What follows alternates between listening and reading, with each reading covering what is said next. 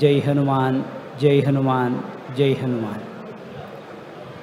ಆತ್ಮೀಯ ಬಂಧುಗಳೇ, ಒಂದು ವಿಶೇಷವಾದ ಕಾರ್ಯಕ್ರಮದಲ್ಲಿ ನಾವೆಲ್ಲ ಭಾಗವಹಿಸ್ತಾ ಇದ್ದೇವೆ.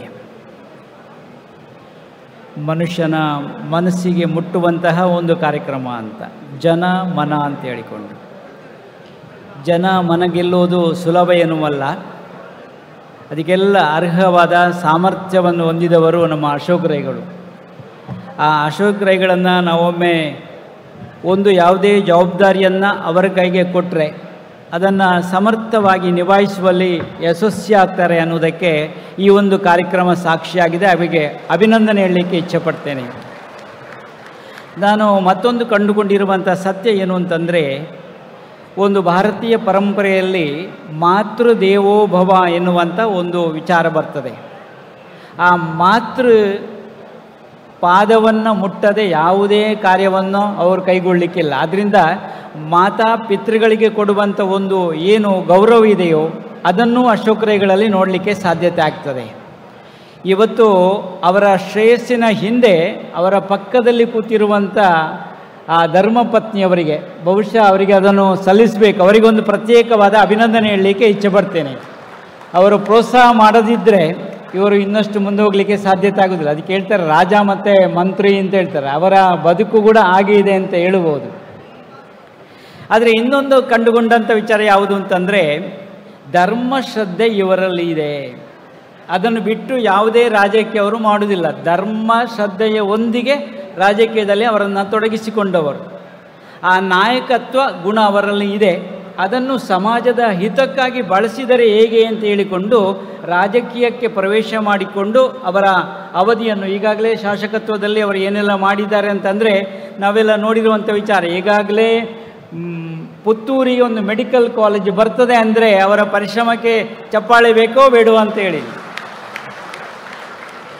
ಆದರೆ ಎಲ್ಲರನ್ನೂ ಕರೆದು ಮಾತಾಡಿಸುವಂಥ ಗುಣ ಅವರಲ್ಲಿದೆ. ನಾನು ನೋಡಿದ್ದೇನೆ, ಈ ಮೊದಲು ಈ ಕಾರ್ಯಕ್ರಮಕ್ಕೆ ಬಂದಿದ್ದೇನೆ. ಅವರು ಕ್ರಿಯಾಶೀಲತೆಗೆ ಇನ್ನೊಂದು ಹೆಸರು ಅಂತ ಹೇಳಿದರೆ ತಪ್ಪಾಗಲಿಕ್ಕಿಲ್ಲ.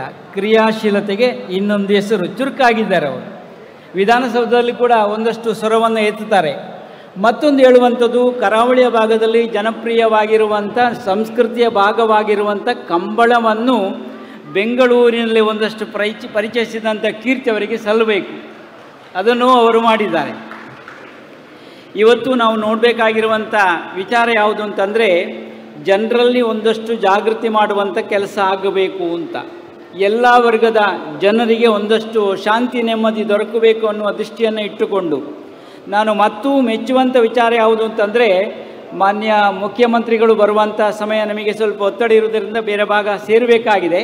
ಆದರೂ ಅವರ ಸಮ್ಮುಖದಲ್ಲಿ ನಮ್ಮ ರೈಗಳು ಈ ಕೆಲಸವನ್ನು ಮಾಡ್ತಾರೆ ಅಂತ ನಾನು ತುಂಬ ಸಂತಸಪಟ್ಟು ಹೇಳ್ತೇನೆ. ಯಾಕಂತಂದರೆ ನಮ್ಮ ತುಳು ಭಾಷೆಗೆ ಬೇಕಾಗಿರುವಂಥ ಒಂದು ಎರಡನೇ ಭಾಷೆಯಾಗಿ, ರಾಜ್ಯದ ಎರಡನೇ ಭಾಷೆಯಾಗಿ ಅದು ಘೋಷಣೆ ಆಗಬೇಕು. ಆದರೆ ಮಾತ್ರ 8ನೇ ಪರಿಚಯದಕ್ಕೆ ಅದು ಸೇರಲಿಕ್ಕೆ ಸಾಧ್ಯತೆ ಆಗ್ತದೆ. ಆದ್ದರಿಂದ ರಾಜ್ಯದ ಎರಡನೇ ಭಾಷೆಯಾಗಿ ಘೋಷಣೆ ಮಾಡೋದಕ್ಕೆ ಬೇಕಾದಂಥ ಪ್ರಯತ್ನವನ್ನು ರೈಗಳು ಮಾಡ್ತಾರೆ ಅಂತ ನಾನು ವಿಶ್ವಾಸ ಇಟ್ಟಿದ್ದೇನೆ. ಮುಖ್ಯಮಂತ್ರಿಗಳ ಪಕ್ಕದಲ್ಲಿ ಇರ್ತಾರೆ. ಬಹುಶಃ ಕಿವಿಯಲ್ಲಿ ಹೇಳಿಬಿಟ್ಟು ಅದನ್ನು ಮಂಜೂರಾಗುವಂತೆ ಮಾಡಬಹುದು ಅಂತ ನಾನು ಸಂತಸವನ್ನು ಈ ಸಂದರ್ಭದಲ್ಲಿ ವ್ಯಕ್ತಪಡಿಸ್ತಿದ್ದೇನೆ.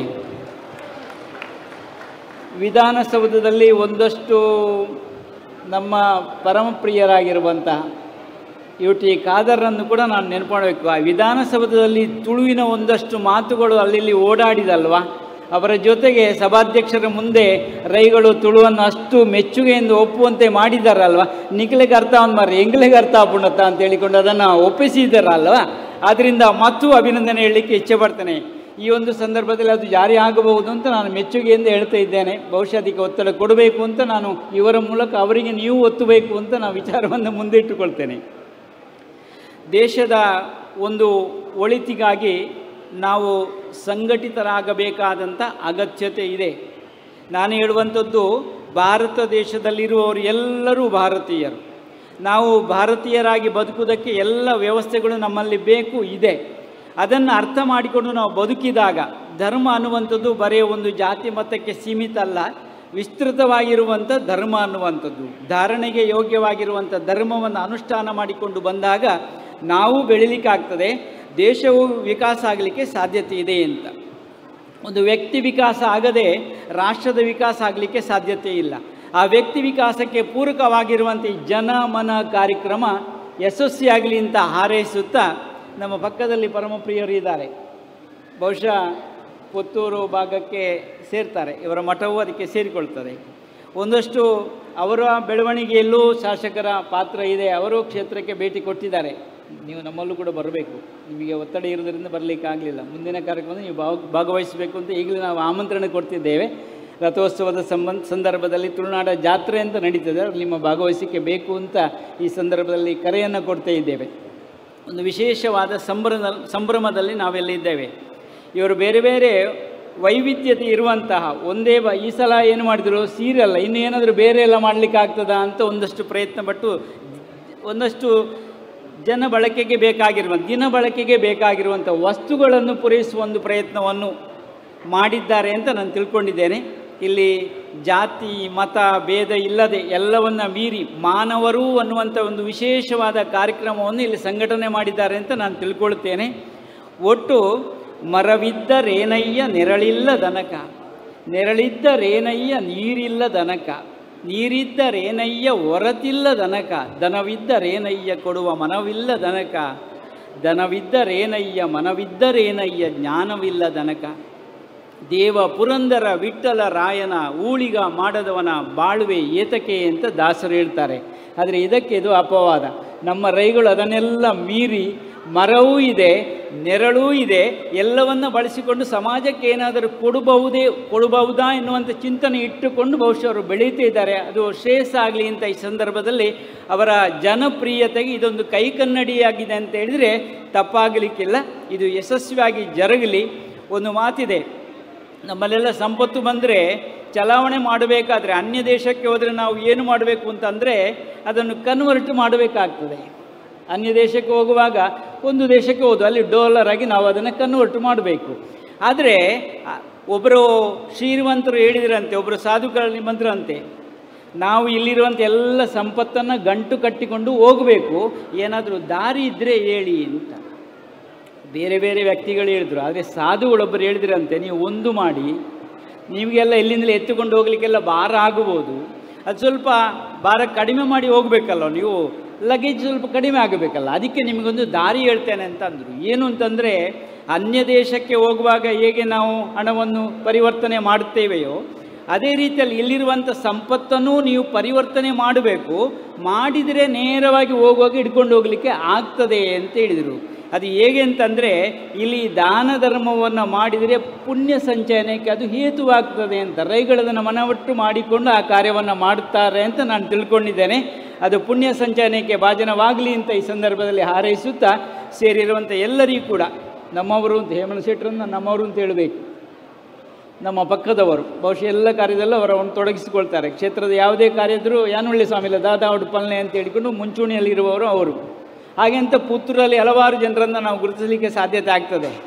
ಈ ಒಂದು ಸಂದರ್ಭದಲ್ಲಿ ಅವರ ಮಕ್ಕಳಿಗೂ ಕೂಡ ಬಹುಶಃ ಹೆಜ್ಜೆ ಗಟ್ಟಿಯಾಗಿ ಇಟ್ಟುಕೊಂಡಿದ್ದಾರೆ. ಅವರು ಕೂಡ ಅಮ್ಮೇರ್ದಾನೆ ಒಣಪೇರು ಎಂಕ್ಲ ಅವೇ ಪಜ್ಜ ದೀವೋಡು, ಅಪ್ಪೆದಾನೆ ಒಣಪೇರು ಅವೇ ಪಜ್ಜನ ಎಂಕ್ಲ ದೀವೋಡು, ಹಿರಿಯರಿಗೆ ಗೌರವ ಕೊರ್ಪನ ಎಂಕ್ಲ ಕೂರುಡು ಅಂಚಾದು ಈ ಒಂಜಿ ಕಾರ್ಯಕ್ರಮ ಏರ್ಲ ಪಣವೇರ ತುಳುಟೆ ಪಾತೆರ್ನ ಸ್ವಾಮಿ ಇನ್ನು ಕನ್ನಡ ದಯ ಪಾತೆರೇ ಒಂತೆ ಎತ್ತು ನಕಲಿಗೆ ಎತ್ತಾಡುದು ಯಾನು ಕನ್ನಡ ಭಾಷೆಯ ಪಾತೆರದೆ ನಂಗೆ ಕನ್ನಡ ತುಳು ಇನಿಪಿನವರು ಅಡ್ಡು ಇತ್ತಿನ ನಾಡಲ್ಲ ಮೆಗ್ದಿ ಬಳ್ದಿದ್ಲೆಕ್ಕ ನಮ್ಮ ತೂವನೋಡು ಕನ್ನಡ ಬೊಕ್ಕ ಭಾರತ ಜನನೀಯ ತನು ಜಾತೆ ಎಂದು ಪಣ್ಪೆರತ್ತ, ಕರ್ನಾಟಕ ಹೇ ಮಾತೆ ಎಂದು ಪಣ್ಪೆರತ್ತ ಅಂಚ ತುಳು ಮೆಗಿದಿ ಅದು ಚಿಕ್ಕಮ್ಮ ಅದುತ್ತಿನಲ್ಲ ಸಂಗತಿ ದಾಲ ಹೆಜ್ಜೆ ಇಟ್ಟು ಅಂತ ಭಾಷೆದ ಜಾಗೃತಿ ನಮ್ಮ ಯಾಪಲ್ ಮನ್ಪುಣಂಚಿನ ಅಗತ್ಯತೆ ಉಂಡು ಈ ಸಂದರ್ಭ ಪಂಡೊಂದು ಸೇರಿನಂಚಿನ ಮಾತ್ರೆಗಳ ದೇವರೆಡ್ಡೆ ಪುದಿಪಾವಡು ಈ ಕಾರ್ಯಕ್ರಮ ಇನಿ ಮಾತ್ರ ವರ್ಷ ವರ್ಷಲು ನಡಪಾವಾಯಿರು ವರ್ಷ ವರ್ಷಲು ವಿಭಿನ್ನವಾದ ರೀತಿ ನಡತೊಂದುಂಡು. ಇನಿ ಸಿದ್ದರಾಮಯ್ಯರು ನಮ್ಮ ಮಾನ್ಯ ಮುಖ್ಯಮಂತ್ರಿಗಳು ಬರ್ಪೇರು ವ್ಯವಸ್ಥಿತವಾಯಿನ ಮುಲ್ಪದ ವ್ಯವಸ್ಥೆಗೆ ಒಂಜಿ ನಿಜವಾದ ಅಭಿನಂದನೆ ಅನ್ಪಂಡುಲ್ಲ. ವ್ಯವಸ್ಥೆ ಮಂತ್ರಂಚಿನ ರೈತಳಿಗೂ ಮತ್ತು ಕೂಟದಕ್ಕೆ ಮಾತ್ರೆಗಳ ಎಡ್ಡೆಪ್ಪು ಈ ಸಂದರ್ಭ ಬಯಸೊಂದು ಈ ಕಾರ್ಯಕ್ರಮ ಜನಪ್ರಿಯ ಆವಡು, ಜನಪ್ರಿಯ ಶಾಸಕನ ಜನಪ್ರಿಯ ಕಾರ್ಯಕ್ರಮ ಜನಮನ ಗೆಂದುನ ಕಾರ್ಯಕ್ರಮ ಆವಡು ಅಂದ್ಕೊಂಡು ನೆನೆ ಬಾತಿರುವಂತಹ ಅವಧೂತ Chintan Gurudevadatta.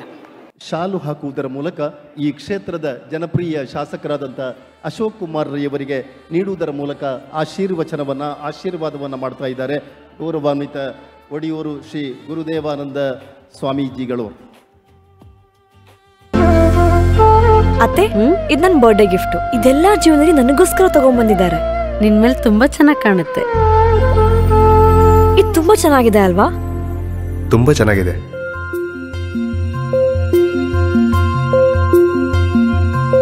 It will look really good on you. Amma? Huh? Mother is always son's first love.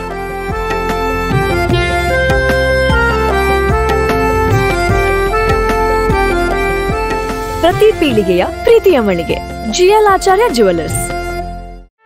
ಸುದ್ದಿ ಚಾನಲ್, ಕ್ಷಣ ಕ್ಷಣದ ಸುದ್ದಿಗಾಗಿ.